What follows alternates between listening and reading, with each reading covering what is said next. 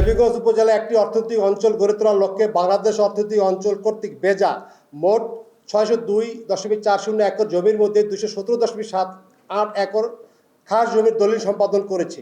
অত্যন্ত দুঃখজনক হলো সত্য, দীর্ঘদিন পর হলেও এখন পর্যন্ত সেখানে দৃশ্যমান কোনো কার্যক্রম শুরু হয়নি, ফলে মূল্যবান এই জমি খালি পড়ে রয়েছে। মাননীয় প্রতিমন্ত্রী মহোদয়, আমরা বিশ্বাস করি আপনার নেতৃত্ব আন্তরিক উদ্যোগে দেবীগঞ্জ অর্থনৈতিক অঞ্চলটি বাস্তবে রূপ পাবে। এটি বাস্তবিত হলে স্থানীয় মানুষের ব্যাপক কর্মসংস্থানের সুযোগ সৃষ্টি হবে, শিল্পায়ন ত্বরান্বিত হবে এবং দেশ ও জাতীয় অর্থনীতি উপকৃত হবে। 2. গণপ্রজাতন্ত্রী বাংলাদেশ সরকারের নবনির্বাচিত প্রধানমন্ত্রী জনাব তারেক রহমান রেলপথ উন্নয়নের বিষয়ে সরকার দৃঢ় প্রতিজ্ঞ থাকার ঘোষণা দিয়েছেন। সে প্রেক্ষিতে নীলফামারী সোনার হয়ে দেবীগঞ্জ বোদা পঞ্চগড় পর্যন্ত রেলপথ সংযোগ স্থাপন করা হলে অত্র অঞ্চলের যোগাযোগ ব্যবস্থায় আমূল পরিবর্তন আসবে এবং ব্যবসা বাণিজ্য অর্থনীতিতে বৈপ্লবিক উন্নয়ন সাধিত হবে বলে আমরা দৃঢ়ভাবে বিশ্বাস করি। 3. সাধারণ মানুষের মানসম্মত চিকিৎসা নিশ্চিত করার জন্য দেবীগঞ্জ উপজেলা স্বাস্থ্য কমপ্লেক্সকে আধুনিকায়ন করে সেখানে একটি 250 শয্যা বিশিষ্ট হাসপাতাল নির্মাণের জোর দাবি জানাচ্ছি। বর্তমানে সীমিত অবকাঠামো সুযোগ সুবিধার কারণে গুরুতর রোগে আক্রান্ত মানুষকে দূরবর্তী জেলা যেতে হয়, যা সময়, অর্থ ও জীবনের জন্য ঝুঁকিপূর্ণ। একটি আধুনিক হাসপাতাল দেবীগঞ্জবাসীর দীর্ঘদিনের প্রাণের দাবি। 4. কারিগরি শিক্ষার প্রসার ও যুব সমাজকে দক্ষ মানব সম্পদে রূপান্তরের লক্ষ্যে দেবীগঞ্জে একটি ইঞ্জিনিয়ারিং কলেজ ও একটি পলিটেকনিক ইনস্টিটিউট স্থাপনের জন্য আমরা জোর দাবি জানাচ্ছি। এতে একদিকে যেমন শিক্ষার্থীরা আধুনিক ও বাস্তবমুখী শিক্ষা লাভ করবে, অন্যদিকে বেকারত্ব হ্রাস পাবে এবং দক্ষ জনশক্তি তৈরি হবে। দেবীগঞ্জে এশিয়ান হাইওয়ের কারণে রাস্তার দুই পাশে অসংখ্য স্কুল কলেজ সেখানে রয়েছে। আমাদের ছাত্রছাত্রীদেরকে অভিভাবকদের রাস্তা ক্রস করে এই পারে আসতে হয়, ওই পারে যেতে হয়। কিছুদিন আগে একজন স্কুল স্টুডেন্ট রাস্তা পার হতে গিয়ে সে অ্যাক্সিডেন্ট করে মারা গেছে। সেখানে কয়েকটি ফুট ওভারব্রিজ দরকার, খুবই ইমিডিয়েটলি, খুবই জরুরি ভিত্তিতে। মাননীয় প্রতিমন্ত্রী মহোদয়, আপনি এই বিষয়টি আপনার কনসার্ন অথরিটিকে আপনি ইমিডিয়েটলি বিষয়টিকে আপনি অবহিত করবেন, যেন এটি একটা আমাদের বাচ্চারা আমাদের অভিভাবকরা যেন অ্যাক্সিডেন্ট হাত থেকে যেন রক্ষা পায়। 6 নম্বর হচ্ছে দেবীগঞ্জ পৌরসভা গঠন হয়েছে, সেখানে রাস্তাঘাটে অনেক উন্নয়ন হয়েছে, কিন্তু দুঃখের বিষয় যে রাস্তার পাশ যদি ড্রেন হইতে হয়, কোনো ড্রেনেই নেই সেখানে, শুধু রাস্তা হয়ে গেছে। বৃষ্টির পানিটা কোথায় যাবে? এই জলাবদ্ধতা, একটু বৃষ্টি হলেই 1 হাঁটু পানি জমে যায়, মানুষের বাসায় পানি উঠে যায়। বর্ষাকালে খুবই দুর্ভোগ। মাননীয় মন্ত্রী মহোদয়, আপনাদের বিশেষভাবে আমি নিবেদন করছি, একটি সমন্বিত মাস্টার ড্রেন যেন নির্মাণ করা হয়, এই বিষয়ে আপনি দৃষ্টি আকর্ষণ করবেন। 7 নম্বর হচ্ছে দেবীগঞ্জ উপজেলা কল্যাণ সমিতির, আমাদের যে ঢাকাস্থ উপজেলা কল্যাণ সমিতি রয়েছে, এই সমিতির নিজস্ব কোনো অফিস নেই, অস্থায়ী কার্যালয়। আজকে আমরা এখানে করতেছি, আরেকজনের অফিসে, আরেকজনের বাসায় গিয়ে বিভিন্ন জায়গায় আমরা আমাদের অফিসের কার্যক্রম আমরা পরিচালনা করছি। এই জন্য আপনার প্রতি আমার বিশেষ দাবি, এবং এটা হচ্ছে যে ঢাকার বুকে সরকারি খাস জমি অথবা গণপূর্ত মন্ত্রণালয়ের মাধ্যমে জমি বরাদ্দের জোর দাবি জানাচ্ছি।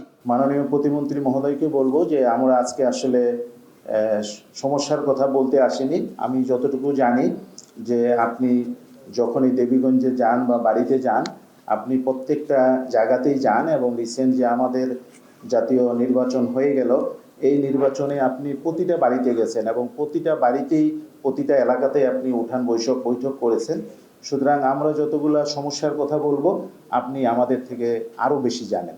সুতরাং আমাদের কি প্রয়োজন নাই, এটা আমাদের থেকে আপনি আরও অনেক বেশি জানেন। আমি শুধু বলবো যে আমরা যতগুলা সমস্যা আছে তার কয়েকটা মাত্র তুলে ধরেছে আমাদের সাধারণ সম্পাদক। আমরা চাই যে এগুলো যদি খুব দ্রুত সমাধান হয়, তাহলে দেবীগঞ্জবাসী কিছুটা উপকৃত হবে।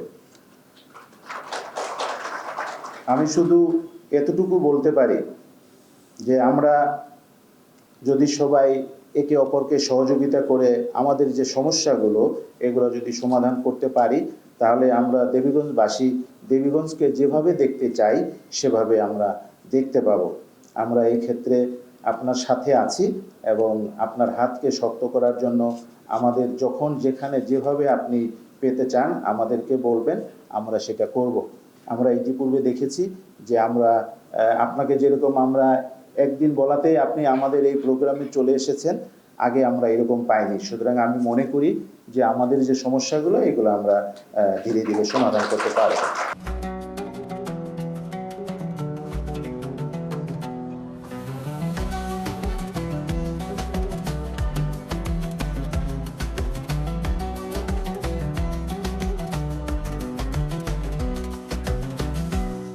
পঞ্চগড়ের উন্নয়নের ক্ষেত্রে, দেবীগঞ্জের উন্নয়নের ক্ষেত্রে আমরা মত বা দলকে প্রাধান্য না দিয়ে আমাদের প্রাধান্য থাকবে একটাই, কীভাবে আমরা দেবীগঞ্জকে উন্নয়ন করবো, দেবীগঞ্জকে সামনে দিয়ে এগিয়ে যাবো এবং বাংলাদেশের মানচিত্রে দেবীগঞ্জ উপজেলা একটা শ্রেষ্ঠ উপজেলা হিসেবে পরিণত করব।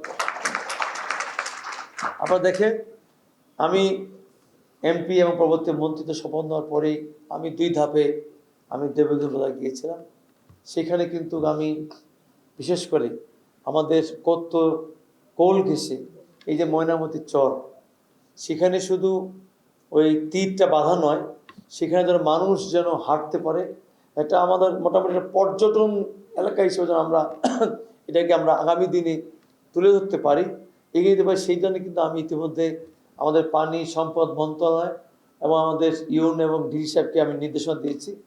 আমার বিশ্বাস অল্প কিছুদিনের মধ্যেই সেটা দৃশ্যমান দেখতে পাবে। আমাদের দেবীগঞ্জ, আমাদের সেখানে বিজয় চত্বর, আমাদের একটা সৌন্দর্যের একটা কি বলবো, একটা আমাদের বিচরণ ভূমি ছিল। সেইখানে আমাদের বাস টার্মিনাল বানিয়ে অযোজিত হবে, বাস ট্রাক থেমে, এবং যে দেবদারু তোলা, আমাদের রাজনীতির একটা বিশেষ করে সেখানে মিটিং মিছিল বা একটা আড্ডাখানা ছিল, সেই দেবদারু তোলায় কিন্তু এখন আর সেই দেবদারু তোলা নাই। আমি কিন্তু ইতিমধ্যেই আমাদের যেদিন আমি গিয়েছিলাম দ্বিতীয়বার, সেদিন কিন্তু আমার ইউনো মহোদয়কে ডেকে সেইখানে কিন্তু আমাদের যেখানে এখন আমাদের আইটি সেন্টারটা হচ্ছে, সেখানে আমাদের মাঠের পাশে সেইখানে কিন্তু আমি ইতিমধ্যে জায়গা নির্ধারণ করে দিয়েছি। আশা করব সেইখানে আমাদের বাস টার্মিনাল সেইখানে নির্মাণ হবে ইনশাআল্লাহ। এখানে আমাদের কতিপয় আমাদের দেবীগঞ্জবাসীর মধ্যে একটা ভুল ধারণা ছিল। কেউ হয়তো বলছে আমরা মাঠের জায়গা দখল করে করব, কেউ হয়তো বলছে এখানে আবাসিক এলাকা ভিতরে করব। আমি কিন্তু সেদিন ইঞ্জিনিয়ার নিয়ে গেছিলাম, সেখানে কিন্তু সেই বাস স্ট্যান্ডটা আধুনিক বাস স্ট্যান্ড হবে এবং সেটা ঘেরা থাকবে ইট দিয়ে। সেইখানে ওই পাশে আমাদের মাঠেও ওইদিকে কোনো প্রভাব পড়বে না, এবং সেখানে আমাদের স্থানীয় বসবাস যারা করে কলেজ পায় তাদের উপর কোনো প্রভাব পড়বে না। সেই হিসাবে কিন্তু আমরা জিনিসটাকে সেভাবে তৈরি করার চেষ্টা করছি। আগামী দিনে এইটাও একটা দেবীগঞ্জের মাইলফলক তৈরি হবে ইনশাআল্লাহ। আমার লক্ষ্য হচ্ছে এইটাই, যে দেবীগঞ্জকে একটা বিশেষ করে পর্যটনের এলাকা একটা শুরু করা আর কি। যেমন দেবীগঞ্জটা আসলে এমন একটা জায়গায়, আপনারা খেয়াল করবেন, নীলফামারী শহর থেকে যত দূরত্ব, ঠাকুরগাঁও শহর থেকে যত দূরত্ব, পঞ্চগড় শহর থেকে যত দূরত্ব, এমনকি ভারত থেকে যত দূরত্ব, সেই জায়গায় সব দেবীগঞ্জ থেকে অনেকটা মধ্যবর্তী জায়গা, সেন্ট্রাল জায়গা। এইটা চিন্তা করেই আমি কিন্তু এই যে দীর্ঘদিন প্রত্যাশিত ইকোনমিক জোন, আমি আজকেও সেখানে আমাদের যেহেতু গতকালকে আমাদের পঞ্চগড়ের ডিসি পরিবর্তন হয়েছে, আপনারা নিশ্চয় জানেন দেবীগঞ্জের ইউনো পরিবর্তন হয়েছে, সেক্ষেত্রে তারপরও আমি সেই ইউনো ডিসিকে বলেছিলাম আমাকে দ্রুততার সঙ্গে এই যে ইকোনমিক জোনের যে পেপারসগুলো আছে সেইগুলো আমাকে দিতে হবে। কারণ আমি অতি অল্প সময়ের ভিতরে আমি মাননীয় প্রধানমন্ত্রীর সাথে কথা বলেছি এবং ইতিমধ্যে অর্থমন্ত্রীকে বলেছি যে আমার সর্বপ্রথম দাবি হচ্ছে দেবীগঞ্জে ইকোনমিক জোন তৈরি করতে হবে। সেক্ষেত্রে আমি আশা করব কেবল তো আমরা আসলে সরকার বসলাম, কেবল এখন 15 দিনও হয় নাই। আমার বিশ্বাস যে আমরা দেবীগঞ্জ যদি ইকোনমিক আমরা জোন তৈরি করতে পারি, শুধু দেবীগঞ্জ নয়, বদা বলেন, সেখানে ডিমলা বলেন, জলঢাকা বলেন, ডোমার বলেন, এই প্রত্যন্ত অঞ্চলগুলো কিন্তু আমাদের যে আমাদের অবহেলিত আমাদের বেকার সমস্যা, সেগুলো কিন্তু আমরা সমাধান করতে পারবো ইনশাআল্লাহ। আমি বরাবরই একটা কথা বলে আসি, আমি কিন্তু মাদকের ক্ষেত্রে সবসময় জিরো টলারেন্স।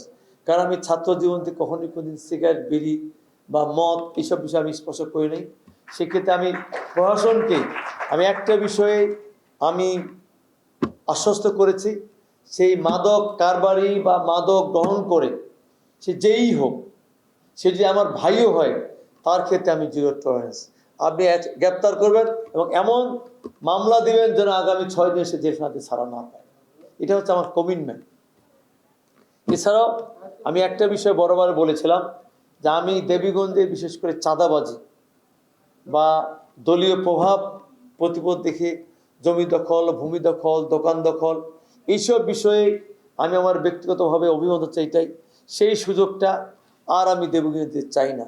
কারণ আমি একটা বিশ্বাস করি যে আগামী 5 বছর পর আবার কিন্তু দেবীগঞ্জের জনগণের সামনে আমাকে দাঁড়াতে হবে।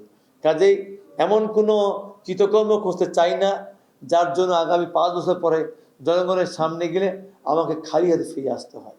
আমি এটুকু আশ্বস্ত করতে চাই, আমাকে আপনাদের সকলের দোয়া প্রার্থনায় ভালোবাসায় মহান রব্বুল আলামিন ভগবান আমাকে যেই জায়গায় দিয়েছেন, আমি যেন আপনাদের প্রত্যেকের সহযোগিতা দোয়া ভালোবাসার জন্য আমি নিঃস্বার্থভাবে আমি একটি কথা বলেছি, আপনাদের সঙ্গে শেয়ার করছি, দেবীগঞ্জ থেকে যেন কানা করি আমার পকেটে না ঢুকে, এইরকম মানসিকতা নিয়ে কিন্তু আমি দেবীগঞ্জের আগামী দিনে আপনাদের সহযোগিতা নিয়ে আপনাদের পরামর্শ নিয়ে আমি দেবীগঞ্জকে উন্নয়নের দিকে এগিয়ে নিতে চাই।